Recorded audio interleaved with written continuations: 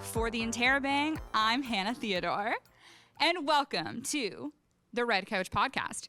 This is our final episode of the school year, and so we wanted to get together with all of the hosts. Yes, I did host a little bit this year, but mostly it was these two, Gracia Espinosa, who, I mean... Hey! It's a champion. Amazing. You've seen her face. You've heard her voice. She's been all over the place. And Justin Koehler as well has been Woo!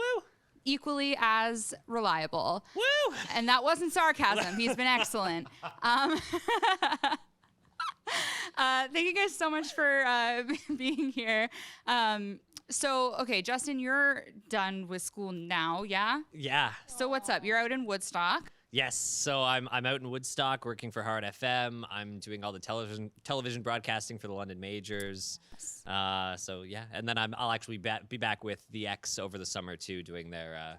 That's so cool that is happening. Mauricio was telling me this too. Mauricio Prado will also be full-time working at XFM over the summer. So what is this position? Because tell me about this. So it's going to be very similar to what I did last year, where it's newscasting, it's reporting, very similar to what we were doing towards the tail end of the broadcast journalism program anyway. Mm-hmm. So for us, it's just a chance to be full-time working, right. Kind of as a good mentorship opportunity to some of the first years who are using it Yes. to transition into second year too. This is what I was thinking, right? Because I know there are quite a few first years that are there for the summer. But it's, you need a little guidance, I think. Yeah. Very helpful to have some upper level students there who can help you out. We did not have that, I recall. No, I did summer with myself and two other students at the X during COVID. Cool. Wow. It was lonely. Well, even very last lonely. year we didn't have any second years for us, and I was the only full timer for last year, and we had 4 part-timers, and it was just me and them. So it was a very big learning curve on learning the rhythm of it, the consistency of it, because going from first year to second year, you don't really get that real feel of the regularity of working a newsroom as you do in second year. Yeah. So it'll be nice this year for the first years to kind of have a little bit more guidance, a little bit more structure to it, and there's just more of us this year too, which will be great. That'll be so nice. You guys are going to get great coverage, I think, with that many people working. And like you said, so good for the first years to get some, all those kids, I shouldn't say that. All the students that are going to do that over the summer are going to be that much stronger in their second year, right? Like they're coming in a little more equipped. Mm-hmm.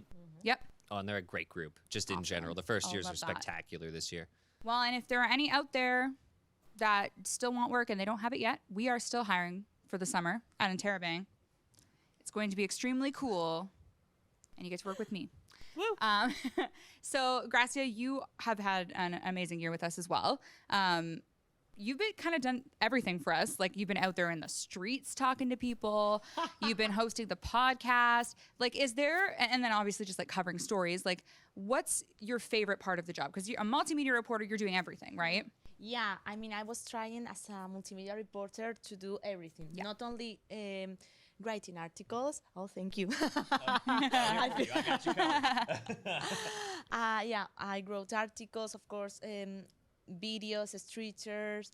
And for me, my favorite part, if I have to explain what was the best, I think when I was talking with the students, and they talk about their experience, the successful stories at the end, students who finish fancy college, and I see they have their own business, like Drew Moore, for example. He created his own platform, and he's promoting local talent. So for me, it's amazing how people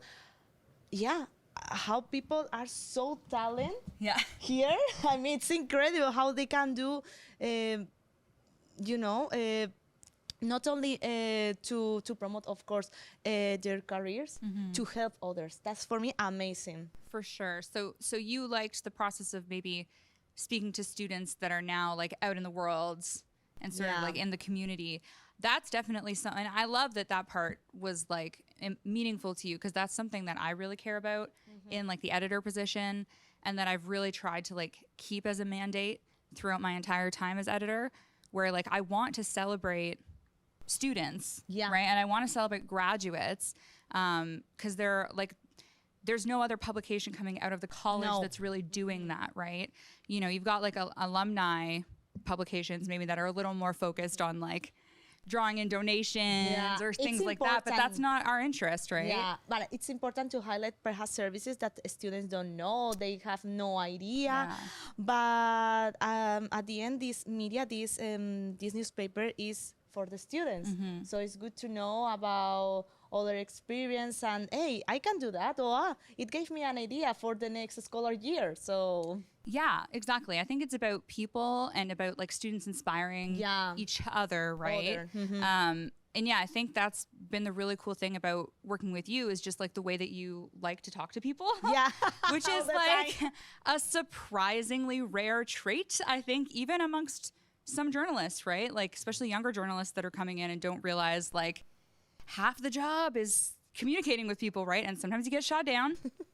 Right? But you got to keep trying. You got to be just that fine line between like annoying and respectful, It's a happy right? blend of the two. Yeah. How are you finding that process, Justin? Like now that you're out working professionally, like has the network that you've been able to build here in London, like is that helping you in your new position, or have you kind of had to start branching out even more now? Like what's that been like, just like meeting new people in this job? I mean, it's been great, especially over second year where you're just kind of working it every single day. Coming in with the experience from last summer with the contact list that we developed is huge. And even just learning the rhythm of how to get in touch with people is huge. You start learning that like media reps are awesome, are spectacular, and just a wealth of information and helping you set up. But even just how to introduce yourself to someone in person and over an email, over the phone is huge and so valuable in any sort of journalistic lens that you get into. So whether it's in London, it's in Woodstock, it's anywhere, there's kind of general experts you can always call on, but just having the knowledge of how to talk to people is just going to be so valuable any avenue that you go across journalism. It's so true because, you know, I think a lot of people get nervous, like young journalists or really in any profession, right? Where they think, oh, I'm moving to a new city. How am I going to like build my network again? And it's like, yes, that is a valid concern. It is a challenge. But if you've got the people skills and the communication skills, you can build it back up, right? Kind of wherever you are. I think you're in a good position because Woodstock is a similar close. region, right? You can reach out to some of the same experts, which is nice. But it's still equipping yourself for the future if you go to a bigger city one day, right? Yeah. I was thinking that, for example, Justin, in few of his episodes, he was trying, you know, to contact with the students who are studying journalism or who studied journalism in the past. So that's cool because you can see that the experience that we got here is experience that it's going to add more value to us as a journalist. So I like that. It's really true, honestly. This working at Interrobang and like the fact that this outlet exists at all is truly like it's such a great resource if you are a student journalist.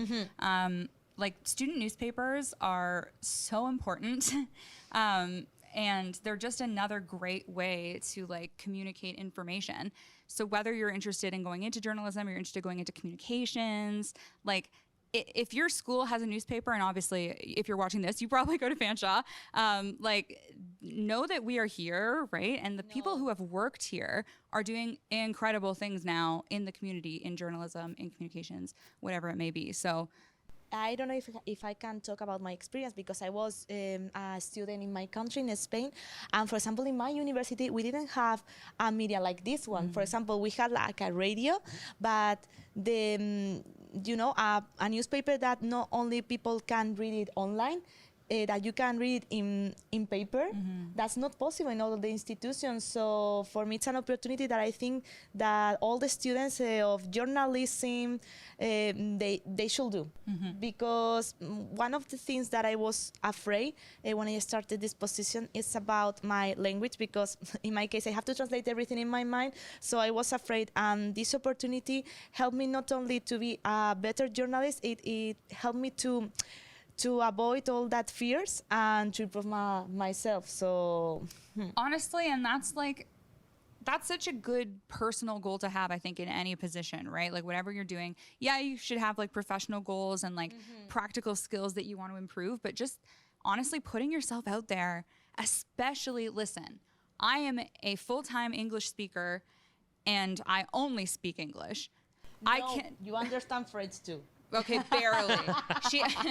I can understand some basic French, but I would feel horrified to like go to Quebec and try to speak French. You know what I mean?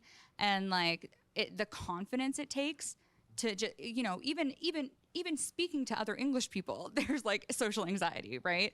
And like just having the skill and the confidence to put yourself out there, even if you're afraid, like do it scared is like the best advice I think you could give anyone early in their career, honestly. And I think that's why this team work. Because, for example, Justin is a professional in radio.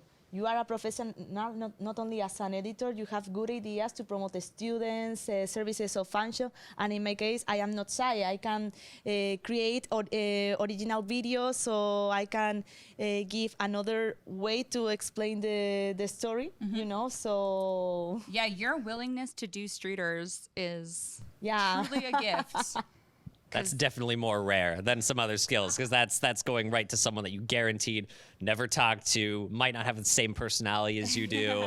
It takes a bit of guts for sure. Yeah, and it's been. I mean, I guess we can kind of like lead that into this next question, because I mean, you covered all kinds of topics when you were out there doing streeters, but like in terms of stories that we covered this year, was there maybe for both of you, like was there something that stood out to you in terms of a story that you personally wrote, or even like a story that you were following, right? Because I feel like this was a big year of like overarching stories that we were all kind of watching, even if we weren't consistently covering them or following up on them, because there was so many, like I'm thinking about like the international student cap, right? That was hanging over us all the time as we were just like waiting for updates and trying our best to like grill the right people for information. But within that, right, we were also covering lots of individual stories. So is there something that stood out to you this year? And I'll start with you, Justin. Ooh, I mean, that was a good one. I always like talking with the athletes for the sports stories, just to get their sides of things, especially having the chance to have talked to some people in first year and now in second year. It was cool to kind of talk about like, oh, how did you prep between first and second year? What did that look like for you? How did your skill set kind of change from one year to another? That sort of thing was really cool to talk to people about. One of the favorite stories I had covering was the AI one that I wrote. Because Did anything come from that? I am still in the process of doing some follow-up on it just afterwards. There have been some artists that have actually now added disclaimers to their profiles on the page and actually gone through on social media, shared the article and said, yeah, just so you know, I don't use AI in this at all. So they're getting a bit more vocal with it, which I'd love to see. Yeah. But I really like investigative work. It's so cool. It's been kind of my second opportunity to sort of dive in a little bit into that end. And it's just so wickedly exciting to be like, this is a really good story that no one has had the opportunity to touch yet. And I need to build it right the first time to get it out there. So that was just a really, really cool experience. For sure. So it was a lot of fun for me. Yeah. Yeah. And you took all the right steps with that one too. I know there was like, on my end, I'm talking with my team being like, okay, how do we make sure, like, because it's a story where you got to cover all your bases, right? It's like, you're not trying to be accusatory, right? And say this person is definitely doing this. We don't know that. We're saying it seems very much like they are. A concern has been raised about it, and I'm just trying to tell people about that. Just trying to pass on, right? Because otherwise, people might not have known that was happening. And I think the question we always ask ourselves as journalists, right, is like, what does sharing this information, how does it benefit someone? How does it benefit the community to be aware of this, right? And I think in this case, it was important information for people to have. Like, even when you told me about it initially, I was like, I don't feel great about the thought of the museum selling AI-generated art. That seems iffy to me, And I think that's kind of where a lot of people are with AI right now. Like, they don't really know how to feel about it, but they don't love it, right? Yeah. It was when I had the chance to talk to the museum, and they had said that they had sold dozens, if not hundreds, of pieces from them. I'm like, whoa, that's a lot. Well, and them saying that they don't currently have a process, right, for checking for that kind of thing. And now who knows, maybe they might start exploring that, right? And that's a benefit to the public, I would say. So yeah, great work with that story. Gracia, was there something that stood out for you? Well, in my case, one of my favorite stories, perhaps it was the story related to the Innovation Village, because Innovation Village now wants to promote the students, and they are creating a marketing campaign for different foundations, organizations. Oh, was this about Village Creative? That Yeah, one? Village Creative, sorry. And the last article that I talk about Village Creative Village, right? Village Creative. Village Creative. No. It's related to Foundation 66. Yes. And this foundation is new, so students created all, the brand, the logo. When the mother, because Foundation 66 is an organization wants to help young students, young people with mental issues. One of the chief master, of this organization is a mother who had a bad experience in the past, so she doesn't want that other families experience the same feeling, that no one can help you, no one can give you information. And she created this organization, and after the article, she texted me and told me, "Thank you. You have no idea how it means for me, this article, this story, that you promote this new organization that we have just started." So I really appreciate that there are journalists who want to cover stories, not only to promote, of course, the career. It's to promote real stories. I was gonna say that when I was reading that story, when you submitted it, I didn't know about the history of like why she founded the organization, and like just the way she spoke about her son and like the story. Like it was really, whenever there's that added layer, I think it really like changes the story, because we get so many stories like that, right? Like, oh, Fanshawe students are doing this, and that, I'm doing that, but there was definitely some heart in there, and I don't think you would have got that heart had you not like interviewed her and like got the chance to speak with her. So that's really like, it's a great lesson for young journalists too, to like take that extra step to go beyond the press release, speak to the people involved, because they have stake, right? And she had a really interesting stake in that story. So yeah, it was really good, and I'm glad that we got your version my of it. heart. Yeah, sometimes they stick with you, right? I mean, have you had anything like that this year, Justin? Like anything that hit you like emotionally at all? Oh, I mean, it was hard not to get affected by the sentencing for the Afzal trial. We were doing a lot of coverage on that for the X in particular. It's hard, especially since we had the opportunity of covering the trial in the first place last year over the summer, to then see the sentencing actually go through and wrap up too, and now they're filing for appeal. Yeah. So it's hard as journalists not to get emotionally invested in these stories that are unfurling in front of us. It's one thing to just communicate the info, but as journalists, we have to kind of know every fact that we possibly can about the story to give the truest version of it. Yeah. So with that, it's hard not to read every detail and just get right in there. Oh, for sure. And I mean, that story was one where, as long as I've been in this position, that story's like been happening, right? When maybe some of our listeners will remember Kate Otterbein. She was a year ahead of you. She was, in the journalism program right before you. When she was working the X the summer before you would have done it, that's when the accident happened. Or I shouldn't call it an accident. It was an act of literal terrorism. That like it happened that summer while she was working at the X. So imagine the process just even at XFM of like covering that story, breaking when it happened, to 2 years later we're finally getting a sentencing for this person. It was long overdue, right? Kate Otterbein was my classmate, so Kate, oh my gosh, just look at it, guys. We're a family, okay? Yeah. Oh, yeah. Definitely. And it's, you know what? And that's what's so kind of magical about, like, not just alumni from, the radio program, but, like, the alumni that have come through Interrobang, truly. Like, we are kind of all over the place. We've got Ben Harrietha and Amy Simon. Both of them are at CFPL 980.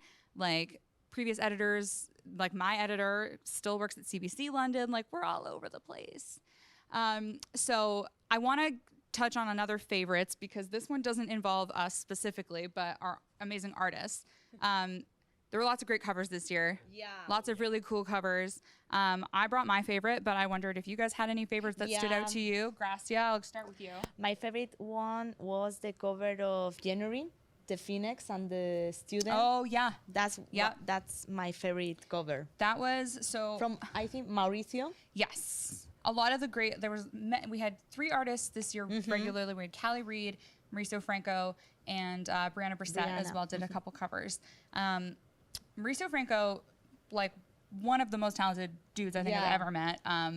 He also made my personal favorite cover, which is our diversity cover. Look at, like, it's so cool. I'm obsessed with it. It's so good. Yeah. This is from. This was in first term. This was diversity. So. If I have to say a cover from Brianna, for example, my favorite one, it was the cover related to the Black History Month. Yep. That's my favorite from Brianna. And from our other graphic designer, my favorite one is the cover related to look for a job, to search on internet. The person who is fishing. Yeah, that's my favorite one. That was another really good one too. Justin, real quick, a favorite for It's you? always the fashion issue. I think it was the same as last year when we were actually able to get the photograph covers from Unbound from the fashion show. It's always We so shot that. beautiful. Brandon shot that photo. Yeah. That was we've been trying to coordinate those shoots with them, and it's been really cool, like getting all together like that. So, He's our multi-skilled person. yes, Brandon, He took pictures. our man behind the camera. Brandon's amazing. He He always looks. gives a good He loves ideas. this. All right, guys. Well, thank you so much for all your amazing work on the podcast this year. All your amazing work, like writing articles, getting out there, speaking to students. I've been so impressed with both of you. You've nailed it. You've done a great job. I guess that's it. Like, thank you. That's really all I can say. So bittersweet. I know it Oh, is. Well, man. and especially because like you're done, Justin. Like this is it. Like you're not even going to be a fan show anymore, except in the summer. So, it's sad. You had 2 like full proper years here. So, and Gracia, you've just been amazing all year. So I need the extra the help best. in the Hannah, office. thank you so much, Justin. It was a pleasure to work with professionals like you. Aw. Seriously. All right. Thank you for listening and watching to another episode of the Red Couch Podcast. You can check out all the latest episodes right now on our YouTube channel or on our website, or listen to your podcast, wherever you listen to your podcast. What else? Check us out on Twitter, because that's the only social media website we're allowed on still.